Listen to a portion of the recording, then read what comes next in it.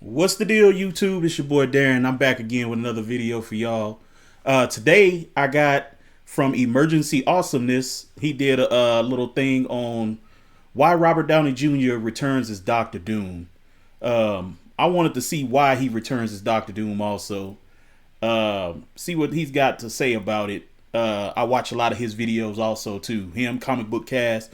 There's a couple other people I can't remember right now, but I watch a lot of their videos to get my daily news on all of the Marvel stuff that's going on and comic book stuff that's going on in media today. So big shout outs to him. And let's get into this video, see what he's talking about, because I actually want to see what's, why Robert Downey Jr. is going to be playing Doctor Doom. So let's get into it. We're the Avengers. We can bust arms dealers all the live long day, but that's the end game. How are you guys planning on beating that? This is how you end, Tony. Welcome back, everyone. It's Charlie. Marvel just announced their Comic-Con panel. They were bringing back Robert Downey Jr. as a version of Doctor Doom in the next 2 Avengers movies. If it wasn't clear, they've changed Avengers 5 Kang Dynasty. Now it's going to be Avengers Doomsday, and his Doctor Doom will be the main villain of that, and he'll also return during Avengers 6 Secret War. Still wish they would have kept Jonathan Majors. Just for a little bit. It doesn't even have to be a whole lot. I just still wish they would have kept Jonathan Majors for a little bit in his version of Kang, because I think it would have been good to see him and Doctor Doom interact with each other on the movie. And maybe kill him off, but him interacting with Doctor Doom probably would have been cool.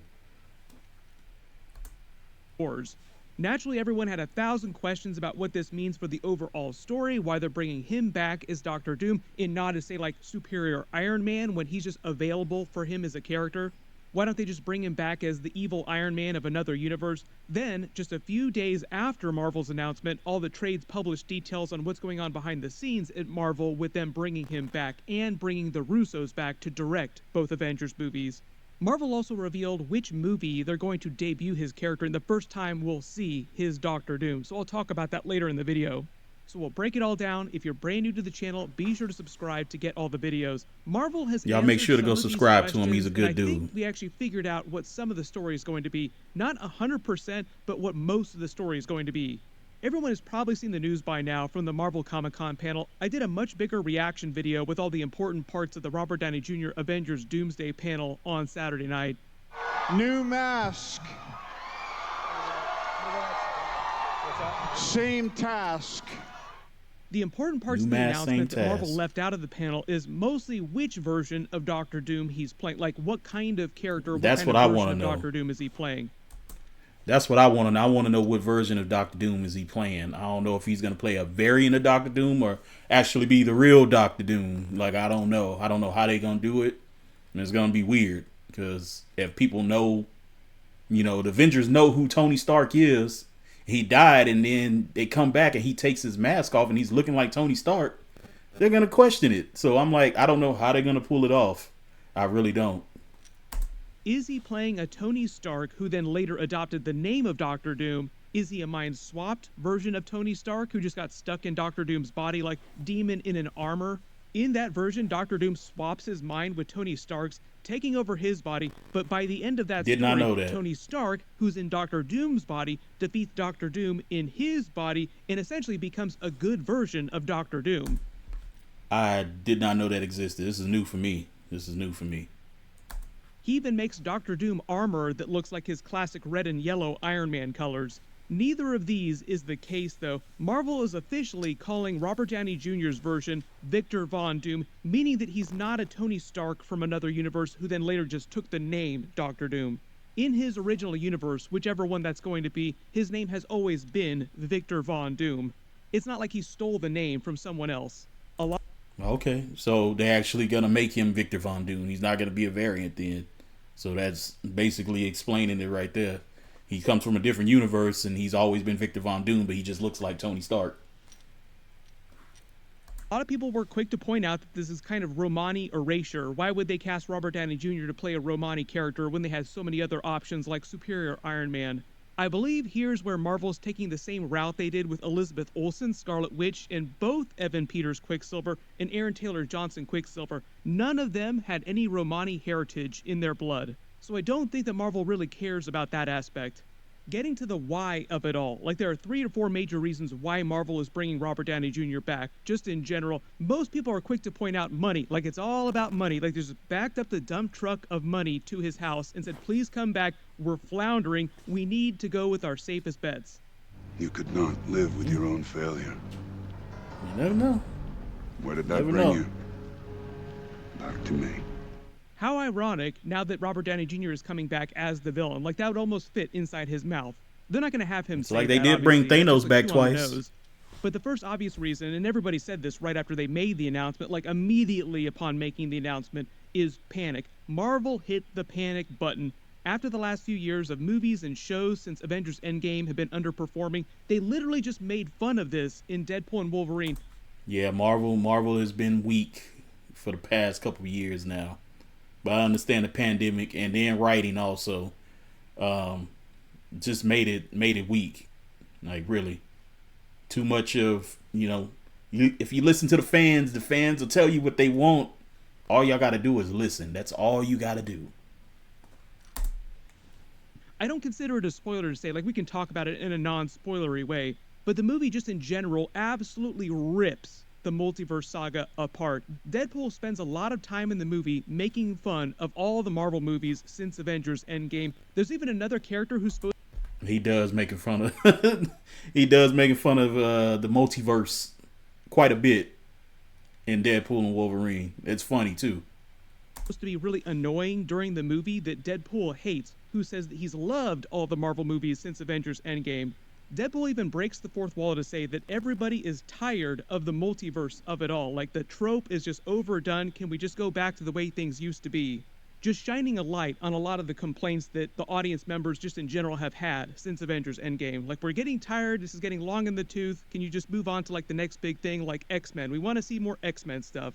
Marvel's had a few hits since Avengers Endgame, like Spider-Man No Way Home. I love the Shang-Chi movie, the Loki series. There have been other solid movies and shows just in general. Like, not every movie, every show has been terrible. There have been some good stuff in there.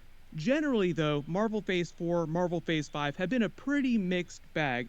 I did a bunch of videos about this last year. Marvel had a big long Dark Night of the Soul last year and just completely pumped the brakes on all the movies and shows, pulling way back on their output so they could focus way more time and resources on a smaller amount of stuff to make sure it was as peak as possible as they were releasing it. That's actually how quality Deadpool and over Wolverine quantity got moved up in the schedule. Originally, it wasn't It's supposed always to release quality till over later quantity. in the timeline, but they saw how good it was, so they're like, we need to get this out right now. And as of me posting this video, the movie's only been released for like 4 or 5 days. It's made about $500 million already, breaking all rated R movie records that are out there. Is There's actually a pretty good chance that it's going to break $1 billion by the time it ends its box office I hope run. it breaks $1 billion. So It like was a Kevin good movie. Feige's master Seen plan that it he 2 times started already enacting last in year less than a has week. begun to work.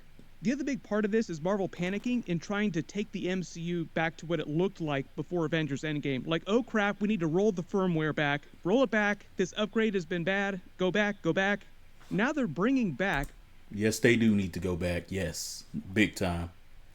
pretty much all the original Avengers in different ways. Like, some of them are going to have to be variants because some of them died. Really good example of that is Robert Downey Jr.'s Dr. Doom. And a lot of what they're doing here with Avengers Doomsday is to replace their original plan to use Kang the Conqueror and the Council of Kangs as the major villain of Avengers 5. I made a bunch of videos about this too after Marvel fired Jonathan Majors. During Ant-Man and the Wasp, Still mad about Quantumania, them that firing Jonathan Kang, called the Majors. Council of Kangs, the Dynasty of Kangs, vowing his revenge against them. They spent all of the Loki series, season 1 and season 2, setting up the Council of Kangs and just the Kang character in general. Their original plan for Avengers 5 was to have the Council of Kangs come for the main 616 new Avengers team that would form the current roster of Avengers who are still alive, some new ones that we put together in the MCU. They would lose, but another more powerful character like the Beyonder, possibly another Kang variant calling himself the Beyonder, would surface, and they'd be like their Thanos of those 2 movies. So in essence, you have the same major villain for those 2 movies, but slightly different versions of that character. Like, the Thanos that they defeated at the end of Avengers Endgame was a slightly different version of the Thanos that they tried to fight during Avengers Infinity War. So the whole idea is they're Yeah. trying to use the same type of villain for both movies because they're releasing the movies back to back, essentially. That Kang variant kills the Council of Kangs, they push into Secret Wars, and it winds up being an adaptation of the original Secret Wars from the 1980s combined with a more modern version of Secret Wars, with all the remnants of characters from different universes surviving on Battleworld, forming a multiverse Avengers team with a bunch of legacy Marvel characters like Hugh Jackman's Wolverine, Tobey Maguire's Spider-Man, more X-Men characters, fighting that different Kang variant, defeating him, then rebuilding the multiverse. See, that's what I was liking, that how they was gonna do that with Kang at first. I was liking that, and now it's got switched all up now. So, now we got Doctor Doom. We're gonna see how it's gonna be. I think it's gonna be good if they do it right. If they do the script right and it's made right, the movie will be good. Well, both Avengers movies probably will outdo the last Avengers movies. So, we'll see. We'll see. If you've read the Secret Wars comics, the original version and the more modern version, it makes a little more sense. It's actually a pretty simple setup. It just trades on bringing a lot of classic actors back as variants like they did during Deadpool and Wolverine. But then Jonathan Majors had his very public legal problems. Regardless of where you fall on that, Disney basically ordered Kevin Feige and Marvel to fire him and come up with a new story that did not involve Kang.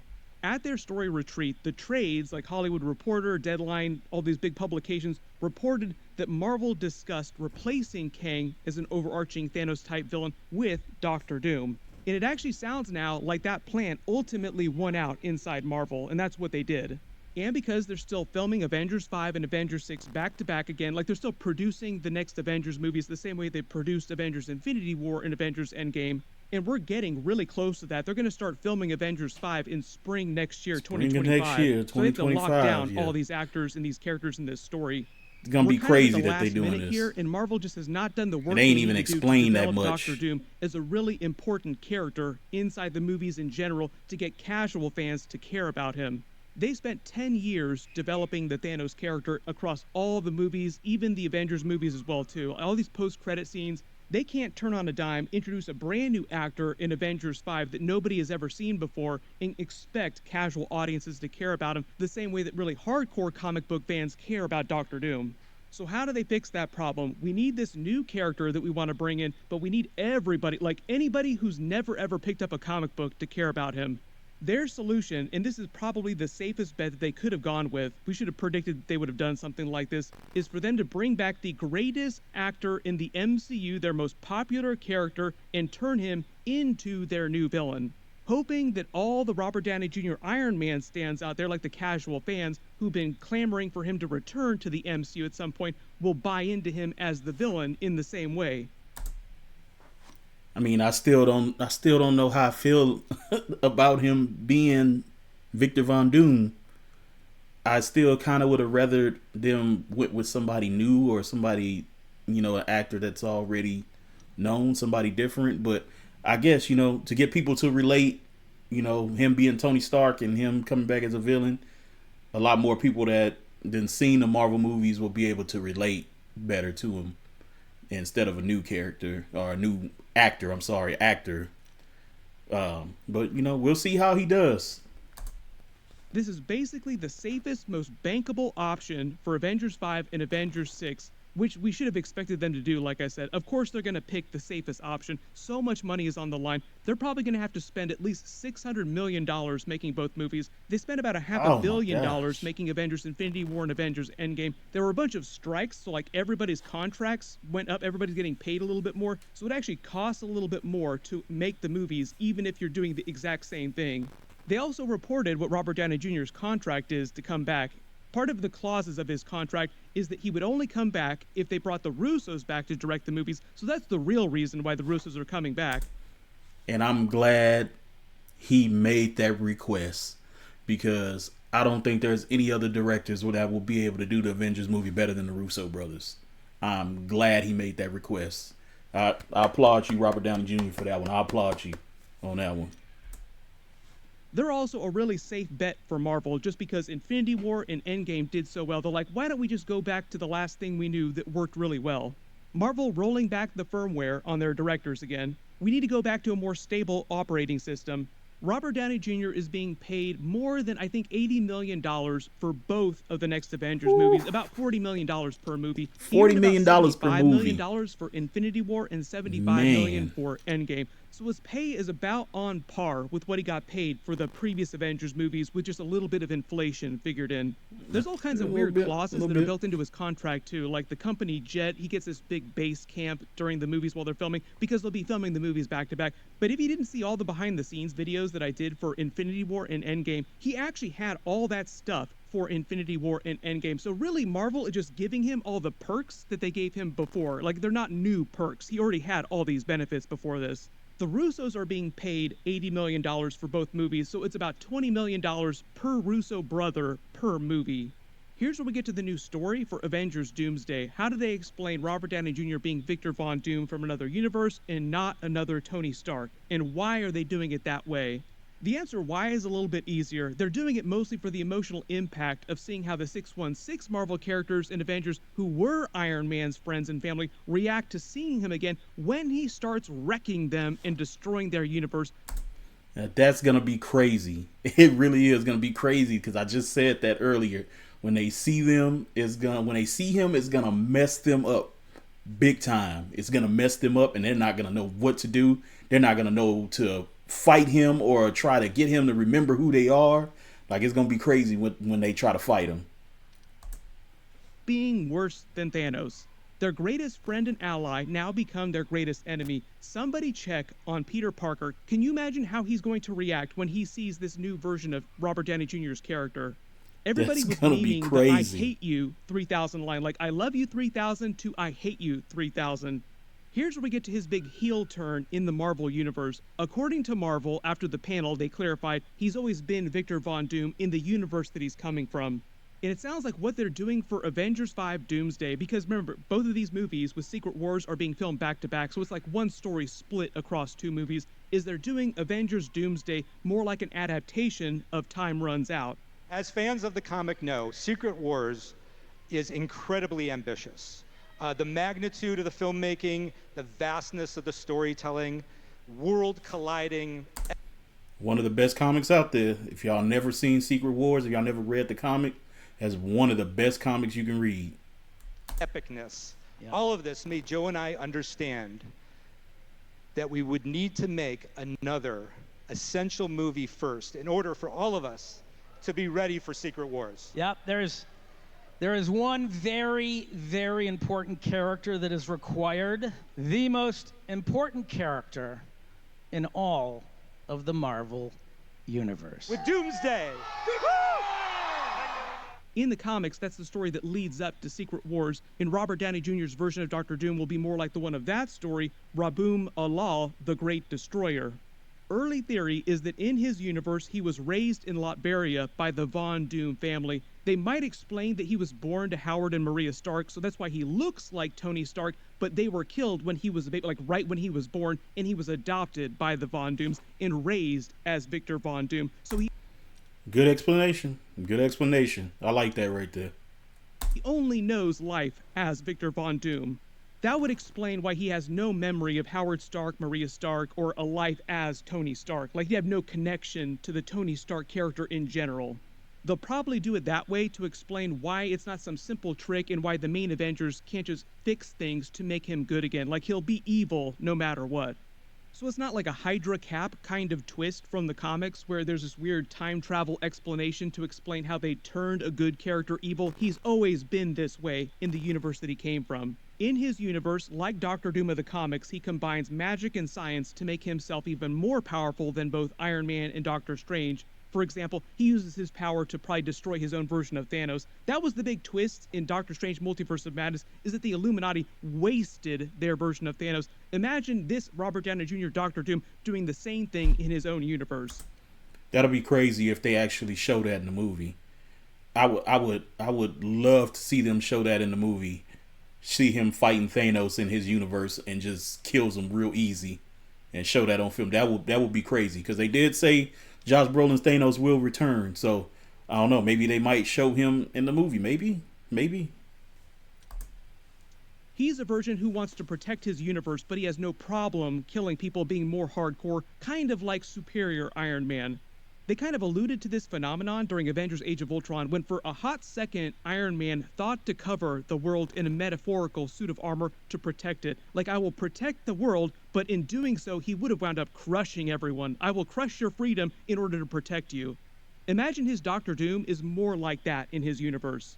They adapt a version of Time Runs Out and then Secret Wars from the comics, and we find out that his Doctor Doom is going around the multiverse destroying the anchor beings of each universe in order to prevent incursions into his own universe, which is kind of what happened in the original comics version, but I don't consider it a spoiler to say that in Deadpool and Wolverine they introduced the concept of anchor beings in a similar twist to Molecule Man in the original Secret Wars storyline. I think they've replaced Molecule Man in the MCU with the idea of anchor beings. They explain in Deadpool and Wolverine when an anchor being dies, his universe winds up slowly dying too. Kevin Feige played coy on who the anchor being of the MCU is. It's not Wolverine, and it's not the Iron Man who died during Avengers Endgame. What I think they're doing, just based on all this information they've released, is the majority of the plot of Avengers 5 will be them pulling an Infinity War, but replacing the Vision and Thanos roles in the MCU being the anchor being in Robert Downey Jr.'s Doctor Doom. Like, his Doctor Doom will come to the MCU to destroy the anchor being, to destroy the MCU universe in order to protect his own, preventing an incursion.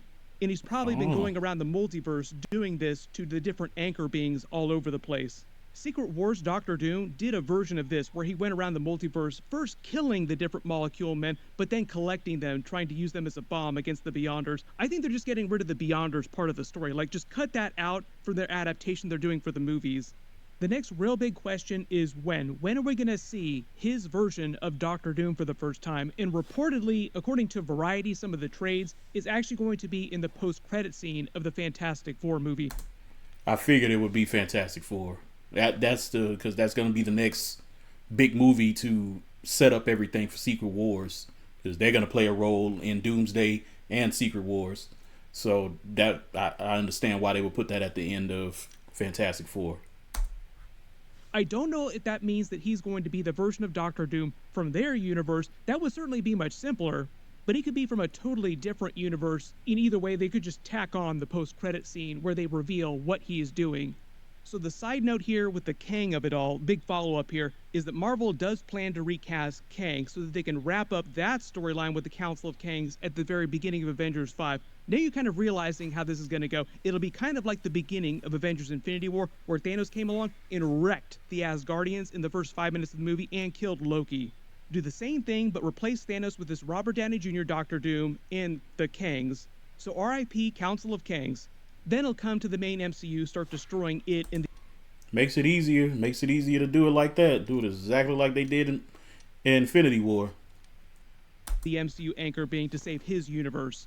Because they want to keep Robert Downey Jr.'s Doctor Doom as the main villain of Avengers 6 Secret Wars, this almost confirms that they're also turning him into a version of God Emperor Doom from the Secret Wars comics. Remember, their big task is getting casual audiences to care about the main villain of both movies. How do you do that? Well, you keep the same villain, you just introduce slight twists with the character, and they're doing it with their most popular character they've had in the MCU the last 10-15 years. So it kind of seems like the stories of both Avengers movies will more closely resemble the modern version of Secret Wars. I still think they plan to bring back a bunch of legacy Fox Marvel characters like X-Men, Hugh Jackman's Wolverine, Deadpool, Tobey Maguire's Spider-Man, other X-Men, some other MCU characters, and they'll fight that God Emperor version of Robert Downey Jr.'s Doctor Doom in Secret Wars, then rebuild the multiverse. I'm ready to see it. Marvel also revealed that the new Fantastic Four will be in both Avengers movies, and Avengers 5 I think will primarily take place inside the main MCU, meaning at the end of their movie, they probably have a post-credit scene where they wind up in the MCU.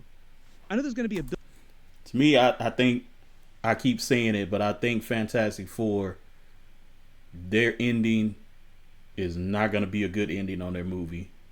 I think their universe is going to get destroyed, and that's why I think they're going to end up in the 616 universe, because I think their universe is going to get destroyed by Galactus. I think he's going to eat their world, and that's how they're going to end up in 616 universe. And that's what I've heard from a whole lot of different sources going around. Billion more questions about this, so everybody just post your reactions in the comments below, and as we get more info on Robert Downey Jr.'s version of Doctor Doom and how they're figuring all of this out. Of course, I'll do more videos about it. I'm still working on a bunch of Comic-Con trailers, like the Fantastic Four trailer, the new Captain America 4 trailer, the Thunderbolts trailer, so I'll post videos for those in the next couple of days too. Be sure to enable alerts for my channel so you don't miss any of that. Everybody click here for that Robert Downey Jr. Dr. Doom Comic-Con panel, and click here for all my Deadpool and Wolverine breakdown and post-credit scene videos. Thank you so much for watching, and I'll see you guys in the next one.